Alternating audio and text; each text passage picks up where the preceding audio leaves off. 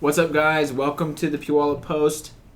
Today, Victor and I saw this the new movie No Safe Spaces about free speech on campus and a lot of things that have gone on relating to that. And it was really interesting. And rather than do a movie review, because it's not a traditional movie, it's more akin to a documentary, we decided to do a discussion on it and see kind of what we thought about it. So welcome in to the winter break edition of the Post Point podcast. You can expect a weekly video from us this week. So yeah. And this is Vic. Hello, I'm the videographer. Victor Fillion. I'm the one that got us into the movie. Yep, that is correct. For free. So, yeah, that's the whole reason he's my friend. Free movies. All right, so as college students, the documentary primarily focuses around like kind of the freedom of speech on current day college campuses. And as college students, we thought, it'd be a good idea to see this and kind of like give our input on kind of how we feel about the subject and what our experiences is with free speech on college campuses. So, Matt, what do you think? Like free speech on college campuses, like specifically Pierce, I guess. Yeah. At Pierce College, I think so far, I've been attending Pierce College for about 3 quarters. I'm going on my 4th now. This winter quarter will be my 4th quarter. So far, I've experienced. I think that Pierce College, they have done a fair job of providing First Amendment and free speech rights on campus. I do think that there is definitely a bias on campus, however, but I haven't had any negative experiences aside from small individual ones. But as far as with my professors, nothing. I have heard anecdotal experiences from students relating to how they believe their professors were particularly biased towards the left. And I've definitely had every human being has an implicit bias in some way. So I don't fault a teacher that is a Democrat or is a Republican or whatever. I don't fault them for that. But there is extremes of those two circumstances, and I do think that there may be professors on campus that would identify as far one direction or the other, especially to the left on campuses. I do know outside of Pierce College, professors are hired 12-1 liberal in favor of liberals. So only 1 in every 12 conservatives or professors is hired that is a conservative. So I think that kind of explains to a large degree why professors, or not professors, but students on campus will go in with, most of the time when you're in high school, you're 18 years old, and then you go into college. Most of the time you don't care about politics, you don't really have an opinion, but traditionally what happens, and this is of course in 2019, students then go to college for a year, come back, and now they're super left-leaning or super liberal. So I think this movie does a really good job of exposing that reality and showing to the viewers of the movie, many examples of this exact thing taking place. So, for me personally, at Pierce, I haven't really run into any issues, but I do feel like not even just strictly on college campuses, but just out in the world in general, it is kind of like there's a stigma. Like, would you ever just walk around campus with a MAGA hat and just feel, like, confident that no one's going to, comment on it? Can I give you a somewhat long list? Yeah, like, I feel like, there's a different stigma. If you walked around wearing a Bernie hat, you'd feel 100% safe and, like, no one's going to call you out. Of course, liberals are going to argue that. But, I mean, really, though, where are you seeing left-leaning people or liberals being persecuted? Not on college campuses, I'll tell you that 100%. But if I was to go wear a MAGA hat, I know for sure, walking around this campus, I'd be in more danger than if I went and threw on a I'm with her hat. Yeah, absolutely. Definitely. So that's something that this movie exposes to. In fact, one of these scenes in the movie shows a young individual from Turning Point USA, and he's filming a video, political video, and some individual, he's wearing a MAGA hat, and an individual on the campus, left-leaning individual, pretty big dude, socks that guy in the jaw. So punches the MAGA hat donned individual in the face. And that's happened on many instances, and there really is a political persecution of conservatives, especially on college campuses, where we should be empowering a diversity of ideas. college campuses should be the haven for that, but instead we've created now in our generation the safe space student policy. And they do touch on that in the movie a bit, like about safe spaces. Yeah, And that's why it was titled No Safe Spaces, because of that reality. And they actually do talk about many universities in this state, in fact. Yeah, there's a Evergreen lot of State. references to Washington. Yeah. They bring up, what is the college University called? of Washington, Evergreen State. Evergreen State, that incident, that had his own, pretty much own segment, and they actually brought the actual professor and, like, were interviewing him about when it was happening and post what happened. And it was really scary stuff, yeah. I'm glad that, following all that circumstance, you guys can look into it. But he is doing well off, and we'll just leave it at that. $500,000 in the bank now, thanks to legal victories. But yeah, also, but something I want to touch on is that this movie is not like a pro-Trump thing.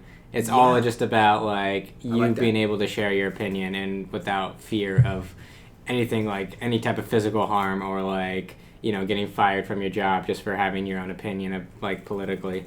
Yeah, absolutely, and yeah, that was one thing I liked about it that they did. They didn't make it really... It's not a movie about modern politics. It's a movie about the First Amendment and why it's sacrosanct in America and why it's so important.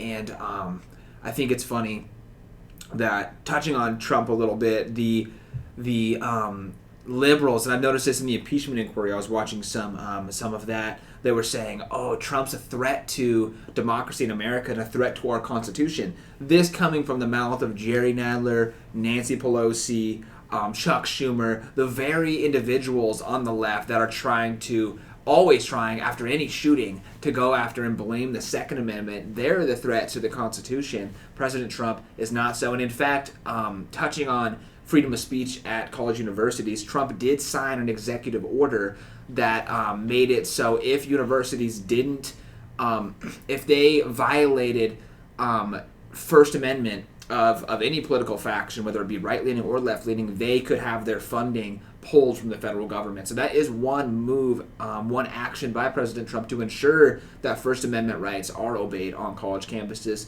And it's unfortunate that the youth, the young among our population, have been brainwashed or have been conditioned or whatever you want to call it, have the opinion now that hate speech is its own class, and that if there's speech that hurts someone's feelings, that shouldn't be legal, that shouldn't be part of what free speech is or part of the First Amendment. And this movie touches on that a lot, in fact. So they cover a lot of instances, and they show how scary it is on college campuses. And if you draw comparisons to, you can draw comparisons to history in what's happening on college campuses today, and a lot of the things that they show and really just show examples of in the movie to history, like the Nazi brown shirts during World War II, or during the Nazi uprising in Germany, rather.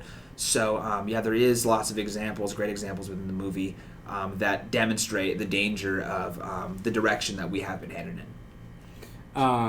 Also, to add, do you ever feel like kind of we're going in the right way towards like being able to talk about? Like... I think so, yeah. I think that we got, like I said, so I think that to bring light to everything, because it is a really dark subject, always talking about the negatives of the direction we've gone, I think we were going that left-leaning route where it is still dangerous out there right now, where people are still very opinionated or left-leaning to the where they're so afraid of speech now. They think that words... I was taught when I was younger, sticks and stones can break my bones, but words will never hurt me. I was taught that. But now we have this really soft, new...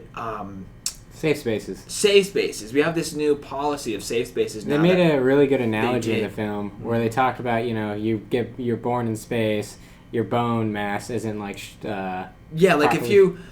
If astronauts, when they go to space, and they're traveling, to the moon or whatever, they're in the space station, their bone mass, bone density goes down, their muscle mass because there's no gravity. Exactly, because there's no gravity. So if it's the same concept where if you're not introduced to your ideas being challenged or introduced to just any type of problematic things. Any type of conflict, then you're going to become soft and weak to it. And then when you do encounter it, there's all your bone mass, there's all your muscle mass gone. That's you being in space. So that's what these safe spaces promote, is they promote weak youth then growing up to be weak adults. And really what it is misery loves company. These safe spaces,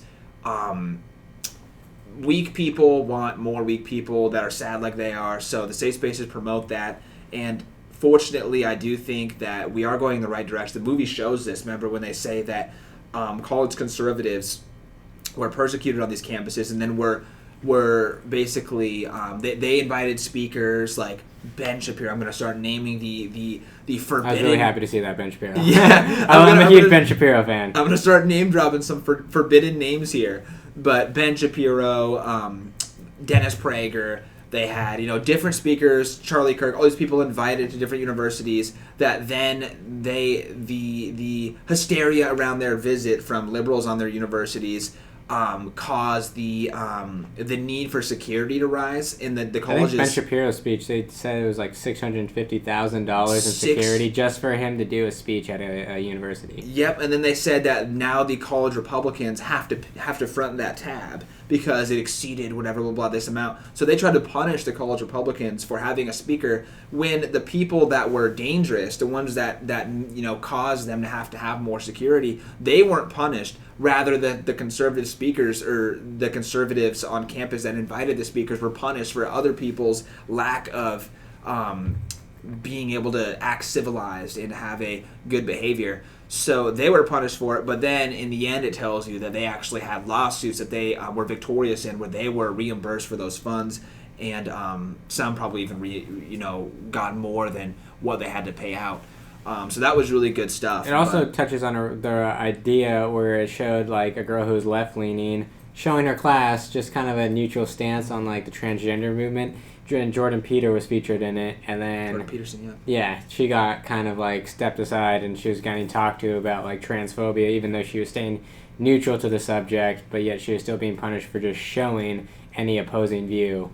Exactly right. Yeah, she was neutral. She just played the recording. She didn't pick any sides, but because she didn't censor Jordan Peterson out of the video, they considered it.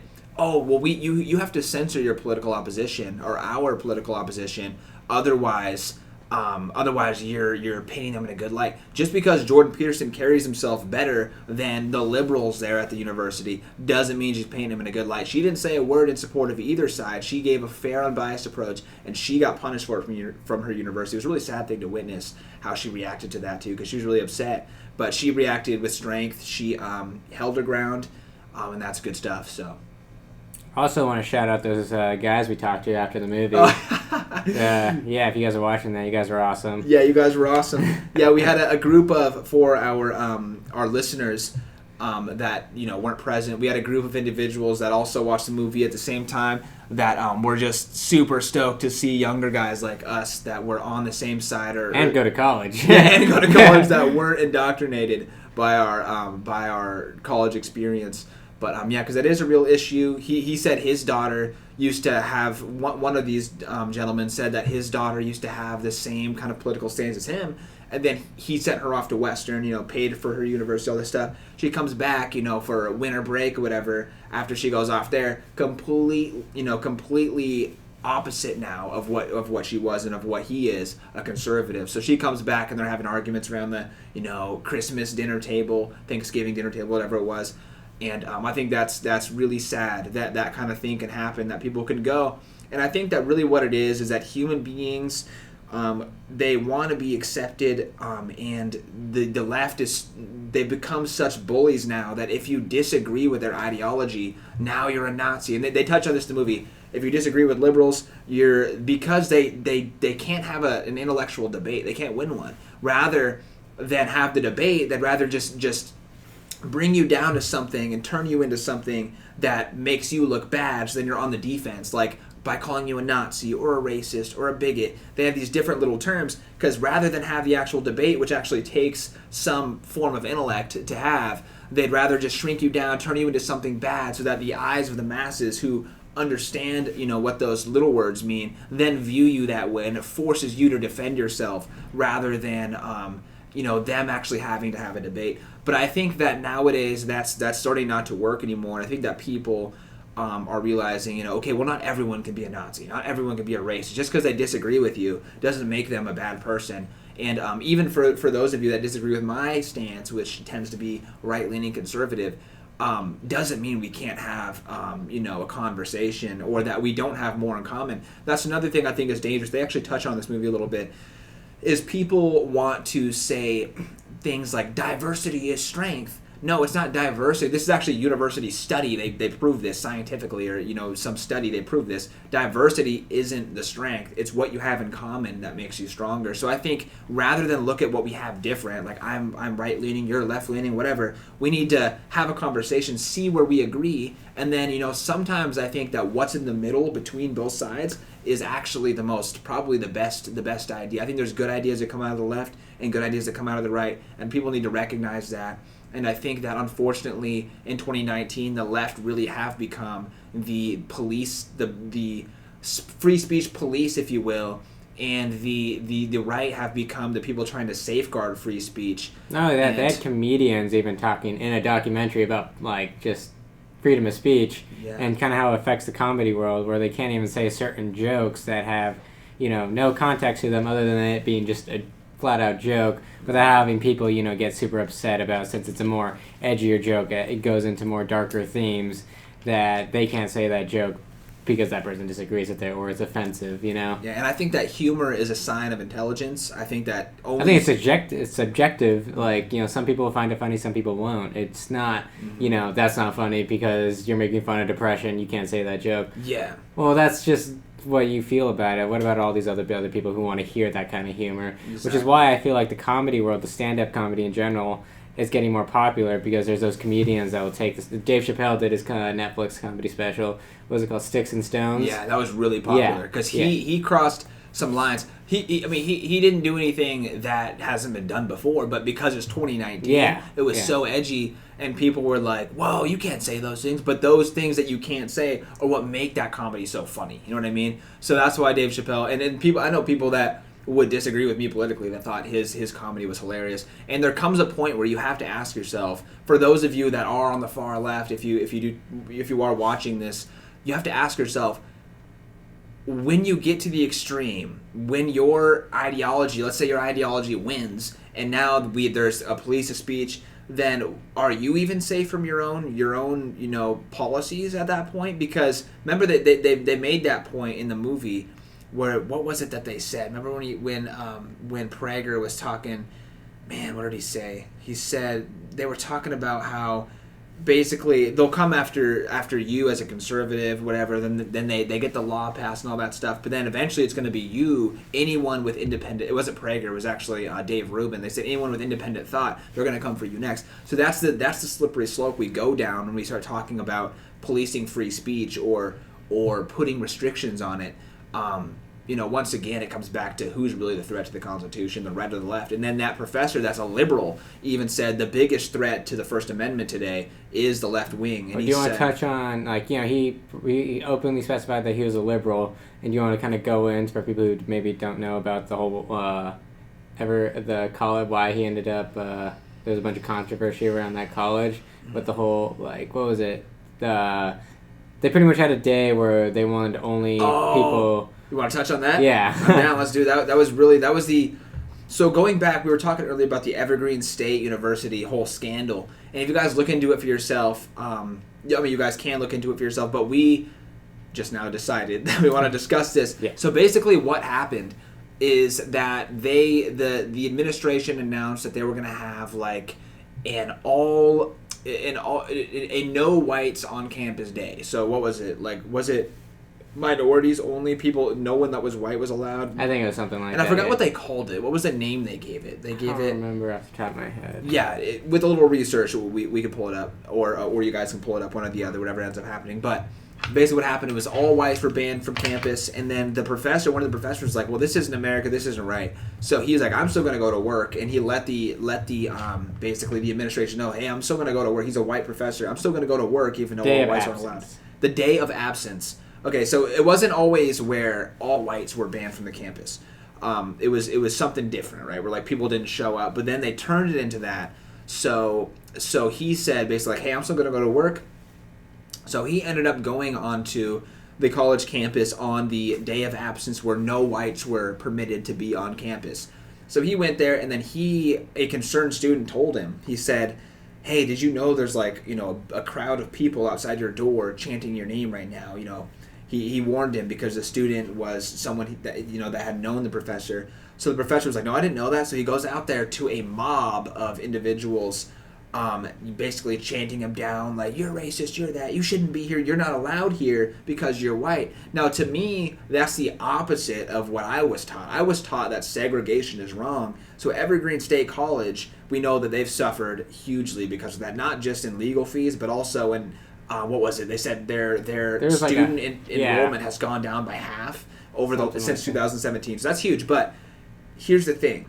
In America, we ended segregation in, 1960 something, when Martin Luther King won that whole thing for everyone. So we ended segregation. So Evergreen State brought it back, but just reversed now, where whites weren't allowed on campus, but blacks were. So that brings us back to a very terrible time period. So the left has gotten so extreme now that they can't even line up with Martin Luther King's ideology. And for the record, Martin Luther King's family supports President Trump, for the record. So there really is a shift in the world right now politically, where before it was like the liberals that were defending free speech in like the 70s, whatever, 80s, 90s, and then now it's shifted to where it's conservatives that are on the defense of free speech. So hopefully, in this case, the conservatives win. Another thing that was brought up in the film was how they shouldn't censor